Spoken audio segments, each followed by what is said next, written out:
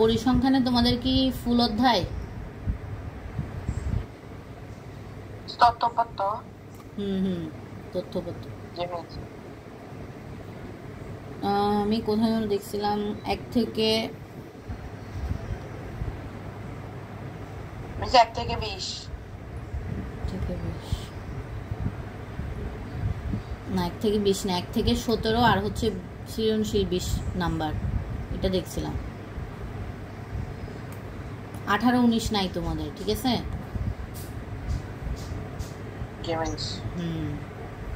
তোমাদের কি 20 নাম্বার আয়ত লেখা আছে না? আচ্ছা, আমরা এটা প্রথম থেকে পড়ি, তাহলে একটু ক্লিয়ার হবে। হ্যাঁ, কারণ এখনো তো অনেক টাইম আছে। আর তোমাদের পড়া থাকবে হচ্ছে সম্পাদ্য সবগুলা, এবং হচ্ছে বীজগণিতের যেগুলো আছে 4.1, 4.2, তারপর 5.1 যদি আনসার করো 1-2, তাহলে 5.12 পড়তে পারো, ঠিক আছে? আর পরিসংখ্যান এখন পড়া দিচ্ছি, পরিসংখ্যান পড়বা। কালকে আমরা ওগুলো ধরবো 1.12 এবং 2.12, ঠিক আছে? এখানে দেখো তথ্য উপাত্ততে কি বলছে। উপাত্ত জিনিসটা কি? উপাত্ত বা তথ্য হচ্ছে কি, এরকম অগোছালোভাবে তোমাকে দিয়ে দিবে, ঠিক আছে? অগোছালোভাবে দিবে। ঊর্ধ্বক্রমে সাজানো মানে কি? এরকম অগোছালোভাবে কিছু কি তোমাকে তথ্য দিয়ে দিবে, এটাই মূলত ধরো একটা উপাত্ত, ঠিক আছে? এই সংখ্যাগুলো নিয়ে কি হয়, একটা উপাত্ত। আর উপাত্ত হচ্ছে তোমার 2 ধরনের, প্রাথমিক উপাত্ত বা প্রত্যক্ষ উপাত্ত। প্রাথমিক উপাত্ত বা প্রত্যক্ষ উপাত্ত, আর একটা হচ্ছে মাধ্যমিক উপাত্ত বা পরোক্ষ উপাত্ত। এরপর দেখো অবিন্যস্ত এবং বিন্যস্ত উপাত্ত কি। অবিন্যস্ত উপাত্ত দেখো, সংখ্যাগুলো কি অগোছালো থাকবে, এলোমেলোভাবে থাকবে। যেমন এই যে এটা, এখানে কি সংখ্যাগুলো সাজানো আছে, ছোট বড় সব মিক্স না? তাহলে অগোছালোভাবে থাকলে, এলোমেলোভাবে থাকলে সেটা কি অবিন্যস্ত উপাত্ত। আর যদি সাজানো থাকে সেটা হচ্ছে তোমার বিন্যস্ত উপাত্ত। যেমন বিন্যস্ত উপাত্ত কিভাবে সাজায় আমরা, ছোট থেকে বড় সাজালে সেটা হবে কি মানের ঊর্ধ্বক্রম, ঠিক আছে? আর বড় থেকে ছোট সাজালে সেটাকে আমরা বলবো মানের নিম্নক্রম, ঠিক আছে? এখানে দেখো দেওয়া আছে কিনা, আছে না, এখানে দেওয়া নেই, জাস্ট এখানে তোমাদেরকে বলতে পারে যে বিন্যস্ত অবিন্যস্ত উপাত্তকে বিন্যস্ত করো। তাহলে কিভাবে করবা? সবচেয়ে ছোট সংখ্যাটা থেকে শুরু করবা, যেতে যেতে যেতে যেতে সবচেয়ে বড় সংখ্যাটা আসবে। অর্থাৎ ছোট থেকে বড় সাজালে সেটাকে আমরা বলি কি মানের ঊর্ধ্বক্রম। বোঝা গেছে? আচ্ছা, এখানে তুমি নম্বরের ব্যাপ্তি, অর্থাৎ সবচেয়ে বেশি নাম্বার থেকে সবচেয়ে ছোট নাম্বারটা বিয়োগ দিলে বুঝবে আর কি ব্যবধানটা, শ্রেণী ব্যাপ্তিটা। এটা আমরা এখানে পড়ি আগে। দেখো শ্রেণী ব্যাপ্তি কিভাবে পায়। শ্রেণী ব্যাপ্তি হচ্ছে ধরো এখানে 46 থেকে শুরু হয়, 5 নম্বরের ব্যবধান। এদের মধ্যে কততম ব্যবধান দেখো, 50, 50-এর পর 55, 55-এর পর 60, ঠিক আছে? 60-এর পর 65, অর্থাৎ এদের মাঝখানে কত করে আছে গ্যাপ, 5 করে করে না? অর্থাৎ 50-এর সাথে 5 যোগ করলে তুমি 55 পাচ্ছ। এই জন্য তাদের শ্রেণী ব্যাপ্তি কত, 5, ঠিক আছে? প্রত্যেকটা 5-5 করে বাড়তেছে, বুঝছো? এই জন্য শ্রেণী ব্যাপ্তি কত, 5। তাও একটা সূত্র আছে, সূত্রটা দেখি। দেখো পরিসর কিভাবে বের করে। পরিসর বের করে তোমার বৃহত্তম সংখ্যা থেকে ক্ষুদ্রতম সংখ্যা বিয়োগ দিলে, দেওয়ার পরে 1 যোগ করবা, তাহলে সেটা আমরা কি পেয়ে যাব, পরিসর। এমসিকিউতে আসতে পারে এই উপাত্তের পরিসর বের করো। তাহলে পরিসরের সূত্র কি? পরিসরের সূত্র হচ্ছে তোমার বৃহত্তম সংখ্যা থেকে ক্ষুদ্রতম সংখ্যা বিয়োগ দিবা, এরপরে এটার সাথে কি যোগ করবা, 1 যোগ করে দিবা, বুঝছো? তাহলে তুমি পরিসর পাবা। আর উপাত্তের শ্রেণী সংখ্যা কিভাবে পাবা?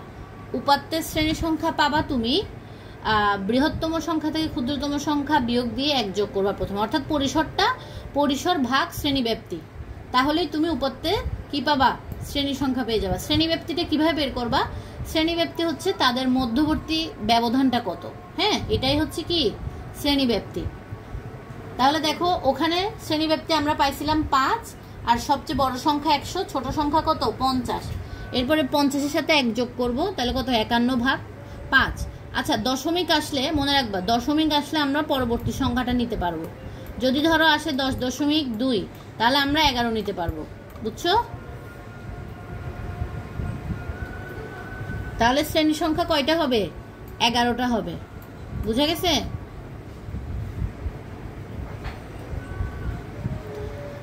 বুঝছো নাকি বুঝে নাই বলো?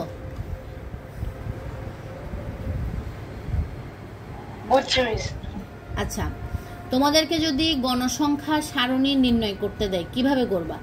গণসংখ্যা সারণীর জন্য আগে প্রথমে একটা কি লাগবে? শ্রেণীর সংখ্যা, বা হচ্ছে এই সাইডেরটাকে আমরা বলি শ্রেণীর সংখ্যা বা গণসংখ্যা, ঠিক আছে? তাহলে গণসংখ্যা এখানে কয়টা ঘর হবে? এখানে কয়টা ঘর হয়েছে? 1টা 2টা 3টা 4টা 5টা 6টা 7টা 8টা 9টা 10টা 11টা 11টা ঘর হয়েছে না? তাহলে এই 11টা ঘর আমরা কোথা থেকে বের করছিলাম? এখান থেকে বের করছি না সূত্র দিয়ে? তাহলে উপাত্তের শ্রেণী সংখ্যা কয়টা হবে, অর্থাৎ কয়টা ঘর হবে, সেটা আমরা এই সূত্র দিয়ে বের করব, বুঝছো?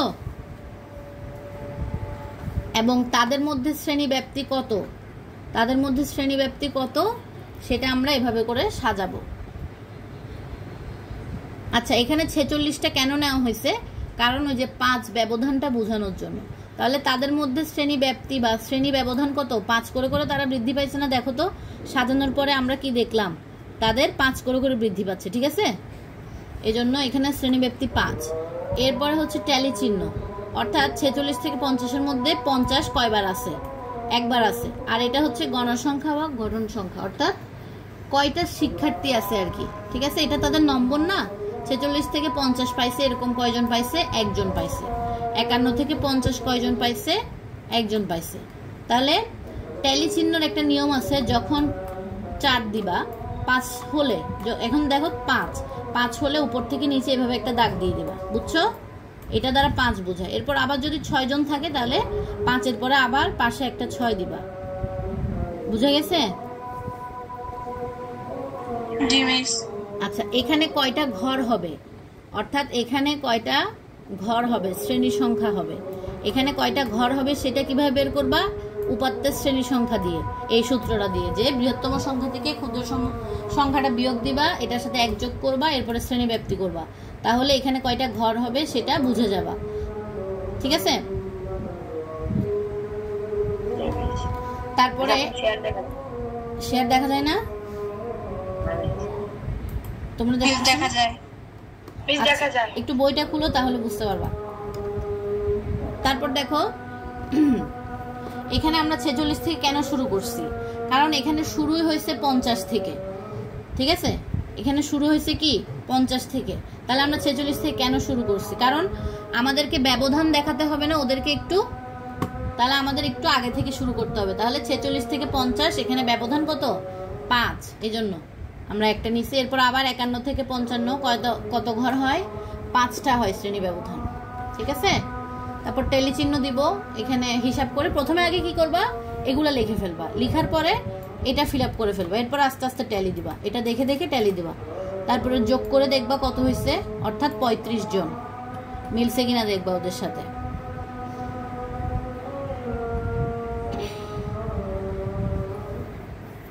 এখানে দিয়ে দিছে একটা, দেখো,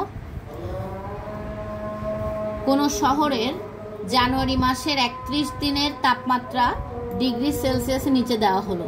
তাহলে এখানে বোঝা যাচ্ছে না? আজান তো শেষ মনে হয়, একটু ওয়েট করো।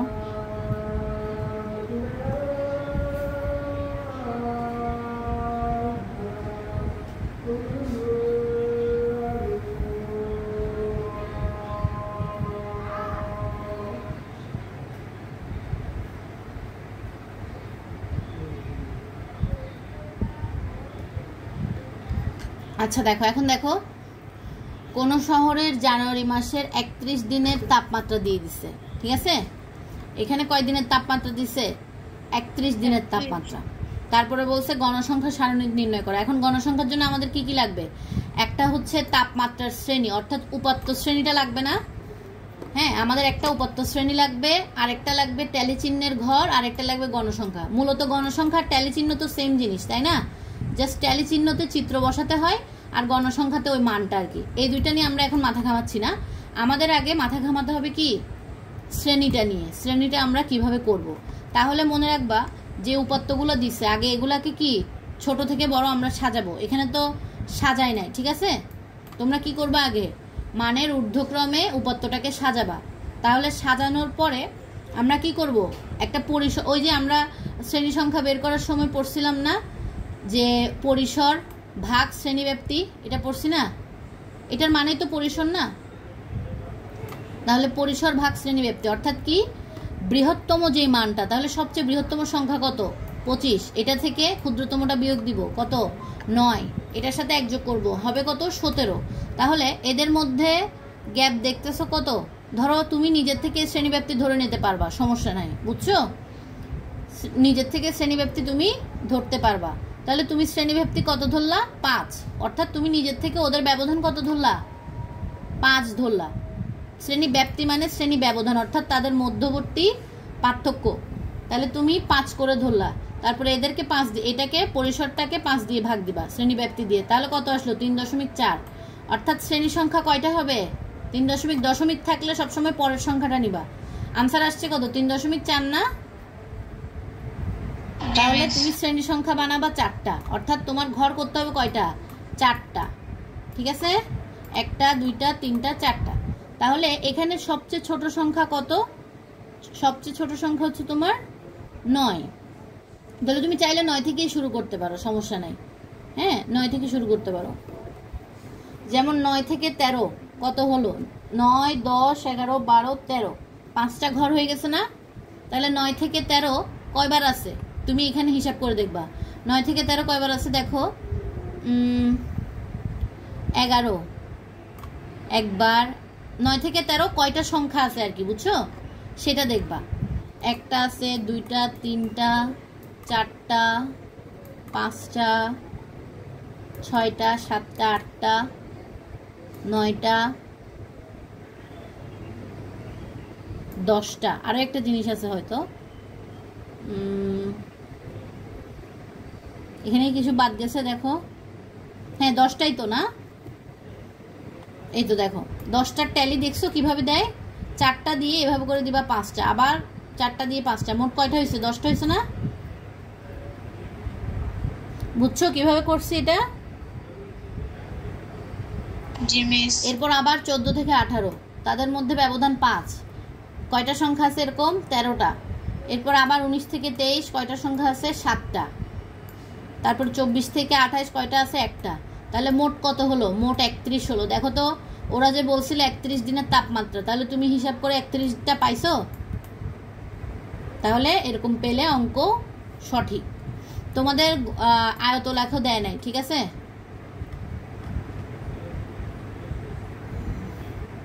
আয়ত লেখো কেন দিচ্ছে 20 নম্বরে? এটা তো তোমাদের কি গ্রাফ পেপার দিবে পরীক্ষাতে? আচ্ছা তাহলে হয়তো আছে। আচ্ছা আয়ত লেখার জন্য কি দেখো,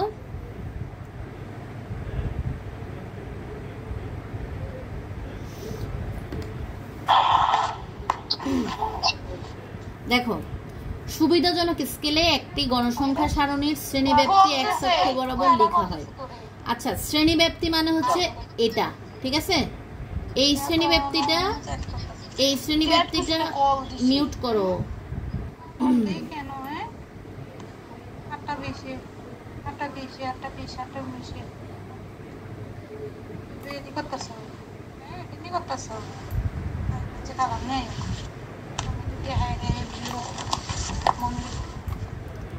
দেখো শ্রেণীব্যাপ্তি,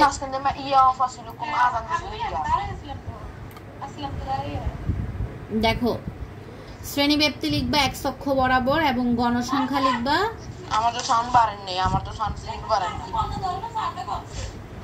গণসংখ্যা লিখবা y অক্ষ বরাবর, ঠিক আছে? মিউট করো। x অক্ষ বরাবর লিখবা শ্রেণীব্যাপ্তি এবং y অক্ষ বরাবর লিখবা কি গণসংখ্যা। এরপর দেখো কি করবা, লিখবাটা কি লিখবা হচ্ছে ছক কাগজের, এটা দরকার নাই, ছক কাগজের এক অক্ষ, এটা এত কিছু লেখার দরকার নেই, তোমরা এভাবে সিম্পল ভাবে লিখবা।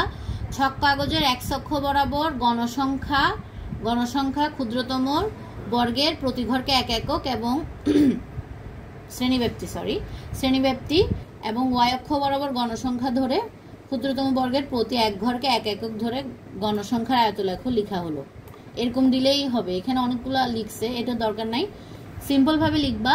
ছক কাগজের এক অক্ষ বরাবর শ্রেণীব্যাপ্তি এবং ওয়াই অক্ষ বরাবর গণসংখ্যার জন্য ক্ষুদ্রতম বর্গের প্রতি এক ঘরকে এক একক ধরে গণসংখ্যার আয়তলেখ আঁকা হয়েছে। ঠিক আছে, এভাবে লিখবা সিম্পল ভাবে। ছক কাগজের এক অক্ষ বরাবর শ্রেণীব্যাপ্তি এবং ওয়াই অক্ষ বরাবর গণসংখ্যার ক্ষুদ্রতম বর্গের প্রতি এক ঘরকে এক একক ধরে গণসংখ্যার আয়তলেখ লেখা হলো। এটার মানে হচ্ছে তুমি এক অক্ষ বরাবর যে শ্রেণীব্যাপ্তি বসাইছো এটা বলবা, আর ওয়াই অক্ষ বরাবর যে তুমি তোমার গণসংখ্যাটা লিখছো, হ্যাঁ এই যে গণসংখ্যাটা লিখছো মানগুলা, তো এটা ওদেরকে বলবা, জাস্ট এদের প্রতি এক ঘরকে কি করছো এক একক ধরে নিছো। এরপর দেখো শ্রেণীব্যাপ্তি এক অক্ষ বরাবর 40 থেকে আরম্ভ হয়েছে না এখানে, তাহলে একটু গ্যাপ রেখে এখান থেকে শুরু করবো 40, তাহলে 40 থেকে 50, 40 থেকে 45 এখানে মার্ক করলা, করে দেখলা যে কত দূর গণসংখ্যা কত দূর পর্যন্ত গেছে, 8 না? তাহলে এরকম করে এই জায়গাটা হালকা করে পেন্সিল দিয়ে এভাবে দাগ দিয়ে দিবা, কত হয়ে গেল 8টা গণসংখ্যা হয়ে গেল। এরপর আবার 45 থেকে 50, তারপরে উপরে উঠলা কত দূর 15 পর্যন্ত উঠলা, এরপরে আবার এভাবে দিয়ে এটা আবার কি স্কেচ করে দিবা। এরপর দেখলা কি 50 থেকে 55 পর্যন্ত গেলা, গিয়ে কি করলা 25 পর্যন্ত যাবা, 25 পর্যন্ত গিয়ে দেখলা যে কি এখানে সবচেয়ে বড়টাকে, সবচেয়ে বড়কে 50 থেকে 55-র মধ্যে না সবচেয়ে বেশি,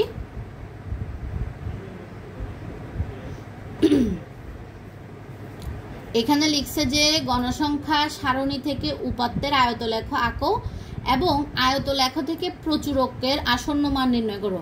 প্রচুরকের আসন্ন মান মানে কি, প্রচুরক নির্ণয় করতে বলছে। প্রচুরক মানে কি, সবচেয়ে বেশি কোন সংখ্যাটা আছে, তাহলে 50 থেকে 55-র মধ্যেই সবচেয়ে বেশি না,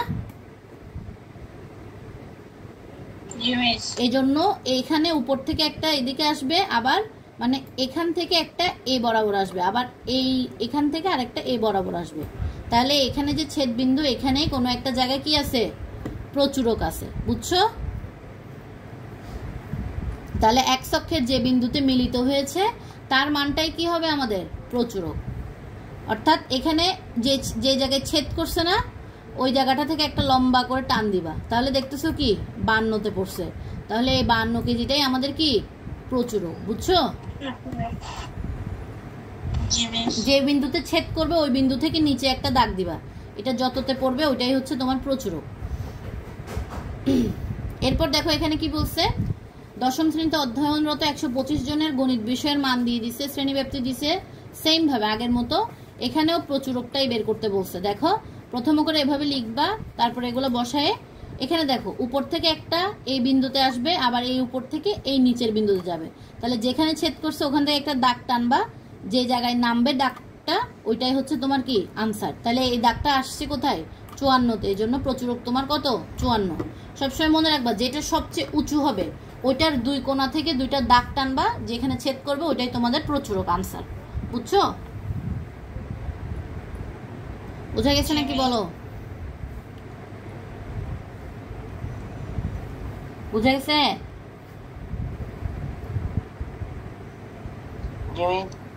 বুঝা গেছে নাকি বলো?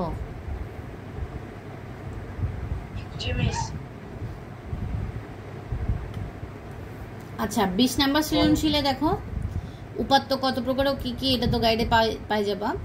5 শ্রেণী ব্যাপ্তি নিয়ে সারণী তৈরি করো। সারণী মানে কোনটা, ওই যে গণসংখ্যার যে সারণীটা আছে না, গণসংখ্যার যে সারণীটা আছে ওইটাই তৈরি করতে বলছে, বুঝছো? অর্থাৎ কি তৈরি করতে বলছে, মূলত প্রথমে তোমাকে এখান থেকে পরিসর বের করতে হবে। সবচেয়ে ছোট মান কত, এখানে সবচেয়ে ছোট মান 32 না, তাহলে 32 থেকে সবচেয়ে বড় মান কত, সবচেয়ে বড় মান 85, 85 থেকে তুমি 32 বিয়োগ দিবা, দেওয়ার পরে 1 যোগ করবা, তারপরে এটাকে 5 দিয়ে ভাগ দিবা, কারণ শ্রেণীব্যাপ্তি কত ধরতে বলছে 5 না। তারপরে ভাগ দাও, কত আসে দেখো, করে দেখো। 85 থেকে 32 বিয়োগ দাও, বিয়োগ দেওয়ার পরে 1 যোগ করো, তারপরে 5 দিয়ে ভাগ দাও, কত আসে দেখো।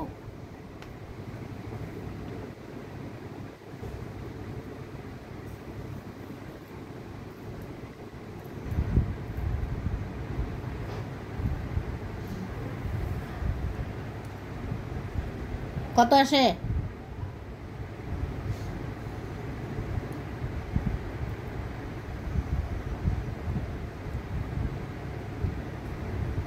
কত আসে বলো?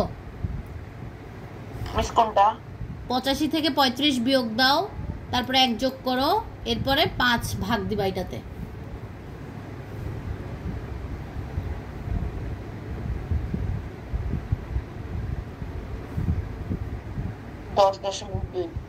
দশ দশমিক কত আসছে? 2 আসছে। 85 থেকে 35, আচ্ছা 10.2 মানে তোমার ঘর কয়টা হবে? 11টা ঘর হবে, ঠিক আছে। কেমনে বুঝলে? ওই যে 10.2 দশমিক আসলে মনে রাখবা পরেরটা নিতে হবে। 10.2 আসছে, তাহলে তোমার ঘর কয়টা নিতে হবে? 11টা। যদি তোমার 5.2 আসতো, ঘর কয়টা নিতে? 6টা। মানে যেটা আসবে ওইটার পরেরটা নিবা। যদি দশমিক না আসে তাহলে যেটা আসবে সেটাই তোমার আনসার। হ্যাঁ, কি করবা, এটা কিভাবে বুঝবা? সবচেয়ে বড় সংখ্যাটা নিবা। তাহলে এখানে থেকে তুমি বুঝতেছো সবচেয়ে বড় সংখ্যা কত? 85 না? তাহলে 85। তারপরে সবচেয়ে ছোট সংখ্যা কত? 32। তাহলে বিয়োগ দিলে কত আসবে? 5 থেকে 2 গেলে 3, 8 থেকে 3 গেলে 5, 53। 53 সাথে 1 যোগ করবা, কত আসবে 1 যোগ করলে? 54। 54কে এরপর শ্রেণীব্যাপ্তি দিয়ে ভাগ দিবা 5 দিয়ে, তাহলে কত হবে? 5 10 50।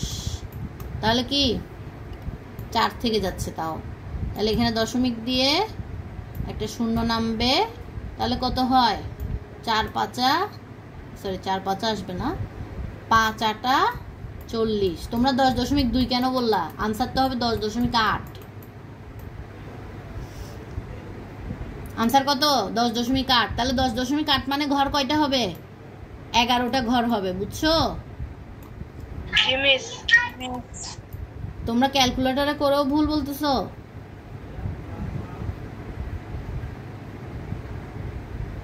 আচ্ছা আনসার তাহলে এখন বুঝছো কিভাবে বুঝলাম আমি ঘর কয়টা হবে? তাহলে 11টা ঘর হবে। তাহলে তোমার 11টা ঘর বলো কত যে ভাগ দিতে বলছিলেন? হ্যাঁ, শ্রেণীব্যাপ্তি দিয়ে। সবসময় ভাগ দিবা শ্রেণীব্যাপ্তি দিয়ে, আর শ্রেণীব্যাপ্তি সবসময় 5ই ধরবা, অর্থাৎ সবসময় 5 দিয়ে ভাগ দিবা, কোনো সমস্যা নাই। তুমি প্রথমে কি করবা? সবচেয়ে বড় মানটা নিবা, অর্থাৎ বৃহত্তম সংখ্যা, সবচেয়ে বড় মান থেকে সবচেয়ে ছোট মান বিয়োগ দিবা, দিয়ে 1 যোগ করে দিবা। তাহলে এই সবচেয়ে বড় মান আসে। হ্যাঁ, 85 রে 35 দিয়ে বিয়োগ করলে, তারপরে আমি 10.2 এসে ভাগ করলে না, বিয়োগ করে 1 যোগ করবা। 85, হ্যাঁ, 10.2। আচ্ছা 10.2 আসলে সমস্যা নাই, যেটাই আসুক ঘর হবে কয়টা? 11টা হবে। কেন 10.2? আমি বলছিলাম দশমিক আসলে এর পরেরটা নিবা। যদি আসতো 6.5, হ্যাঁ এরকম আসতো, তাহলে তুমি কত নিতা? 7 নিতা। যদি আসতো 2.5, তাহলে তুমি কত নিতা? 3 নিতা, বুঝছো? অর্থাৎ দশমিক আসলে তোমাকে পরেরটাতে যেতে হবে। 6 আসলে 7-এ যাবা, 10 আসলে 11-তে যাবা, বুঝছো? বুঝা গেছে? বড় মান থেকে ছোট মান বিয়োগ দিবা, 1 যোগ করবা, এরপরে শ্রেণীব্যাপ্তিতে ভাগ দিবা। তাহলে তোমাকে কি করতে হবে? 35 থেকে 5 ব্যবধান নিতে হবে। তাহলে দেখো 35 33 34, 35 বলতেছি, সরি, 32 33 34 35 36 পর্যন্ত নিবা। 36, ঠিক আছে। তাহলে প্রথমটা কি হবে? 32 থেকে 36। এরপরটা কি হবে? 37 থেকে কত? 37 38 39 40 41। 41, মানে আমি তোমাদেরকে শ্রেণী ব্যাপ্তিগুলো দেখাচ্ছি, ঠিক আছে, ব্যবধানটা আর কি। এরপর দেখো আবার 42 থেকে কত যাবে, 42 থেকে 42, 43, 44, 45, 46, 46, এভাবে করে করে তোমরা 11টা ঘর বানাবা, হ্যাঁ, 5 5 গুনে গুনে।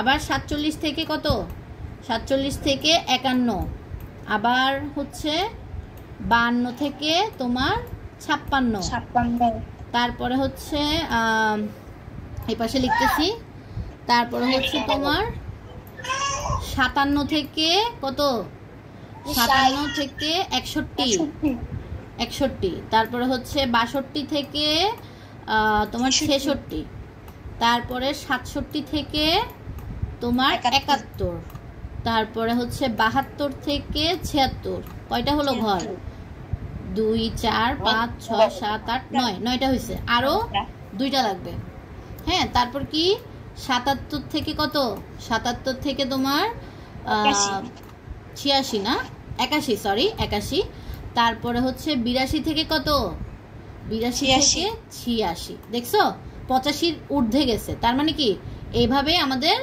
কি মানে বেশি ঊর্ধ্বে যায় না এরকম। তাহলে আমি কয়টা বের করছি, 11টা বের করছি না ঘর, তাহলে এরকম করে করে 11টা ঘর। এরপর আমাদেরকে ট্যালির জন্য বা গণসংখ্যার জন্য কি চেক করতে হবে, 32 থেকে 36 কয়টা আছে, দেখো তো 32 থেকে 36 কয়টা আছে, 1টা 2টা 3টা, 3টাই আছে, হ্যাঁ, তাহলে কয়টা আছে, 3টা আছে, অর্থাৎ ট্যালি 3টা, গণসংখ্যাও 3টা।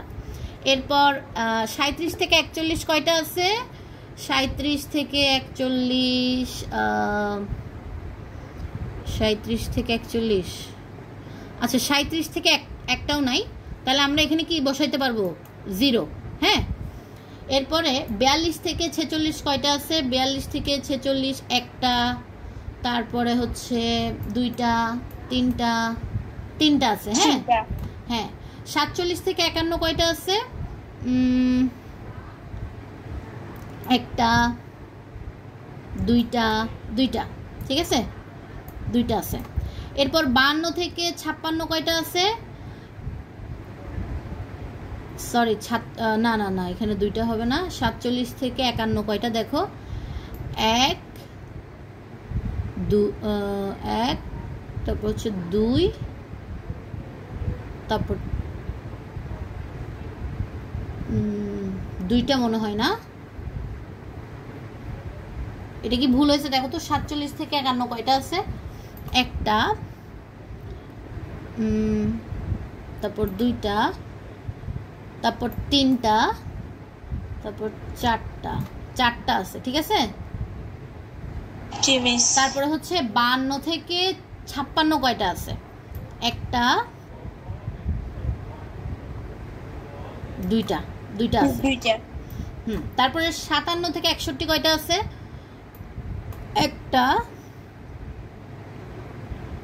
একটাই আছে, একটাই আছে। তারপরে হচ্ছে 62 থেকে 66 কয়টা আছে, একটা আছে। তারপরে হচ্ছে 67 থেকে 71 মনে হয় 0 না, হ্যাঁ 0। এরপর 72 থেকে 76, 72 থেকে 76ও 0, ঠিক আছে। এরপর 77 থেকে 81 কয়টা আছে, 1 2 3, 3টা, ঠিক আছে, 3টা আছে। এরপর 82 থেকে 56 কয়টা আছে, একটা আছে, 82 না একটা না 2টা আছে।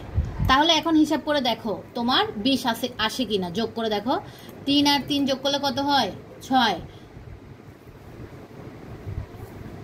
তারপরে 6 আর 4 যোগ করলে কত হয়, 10, 10 আর 2 যোগ করলে কত হয়, 12, তারপরে 1 13, আর 1 14 আর 3 যোগ করলে কত হয়, 17 আর 2, তাহলে এখানে কোনো একটা জায়গায় আমরা কম লিখছি, ঠিক আছে, 19 আসতেছে না আমাদের, তাহলে এখানে একটা জায়গায় কম আসছে সংখ্যা, দেখা যায় না। আচ্ছা এরকম করে হিসাব করলে তোমরা 20টা পেয়ে যাবা ঠিকভাবে লিখলে, ঠিক আছে। এরপরে হচ্ছে, আচ্ছা তুমি বই খুলো তাহলে বুঝতে পারবা, হ্যাঁ 19 আসে, হয়তো ওইটা ওদের ভুল আর কি, বুঝে নাই, এটা ওদের, ওরা 20টা দিয়ে রাখছে, এটা 19 জন শিক্ষার্থী হবে। হ্যাঁ আচ্ছা, এরপর দেখো প্রাপ্ত সারণী থেকে আয়ত লেখো লিখো। আচ্ছা আমরা আয়ত লেখার জন্য কি করতাম, শ্রেণীব্যাপ্তি থেকে লিখতাম না? তাহলে তখন আর এরকম করে দাগ দিতে হবে না, কারণ আমাদেরকে তো আর প্রচুরক বের করতে বলে না, আমাদেরকে জাস্ট আয়ত লেখো, জাস্ট এটা আঁকতে দিছে, এটা ঠিক আছে। তাহলে আমরা কি করব দেখো, তাহলে দেখো কি করব, প্রথমে এরকম করে দাগ দিব না, x অক্ষ বরাবর, এটা x অক্ষ ধরো, এটা কি y অক্ষ না? জি মিস। তাহলে x অক্ষ বরাবর আমরা শ্রেণীব্যাপ্তি নিব, অর্থাৎ এগুলা, অর্থাৎ এখান থেকে শুরু করব 32 থেকে ধরো 36, তারপর এটা ধরো 37 থেকে 41, অর্থাৎ শ্রেণীব্যাপ্তি এই বরাবর x অক্ষ বরাবর। আর গণসংখ্যা এই যে 3 4 5, অর্থাৎ এখান থেকে শুরু করবো 1 2 3 4 এভাবে করে গণসংখ্যা দিব, অর্থাৎ 32 থেকে 36 আসছে ধরো এতটুক 3, তারপরে হচ্ছে তোমার 37 থেকে 41 তো 0, তাহলে এটা কিছু লেখার দরকার নেই, এটা এরকম থাকবে, ঠিক আছে? ঠিক আছে বুঝছো? তারপরে ধরো 42 থেকে 46, 42 থেকে 46 আসছে কত তোমার, ধরো 3, তাইলে এতটুকুই দিলা। তারপরে 47 থেকে 51 আসছে 4, তাইলে এতটুক, মানে এতটুক দিলা, আর একটু বড় আর কি, ঠিক আছে। এরপর আসছে 52 থেকে 56, 52 থেকে 56 একটু ছোট হবে তাদের থেকে, এভাবে করে করে কি তোমরা আয়ত লেখাটা লিখে ফেলবা, কিন্তু এখানে আর প্রচুরক বের করতে হবে না। বুঝা গেছে এখন? ক্লিয়ার? পরিসংখ্যান ক্লিয়ার? জি মিস। আর তো প্রবলেম থাকার কথা না।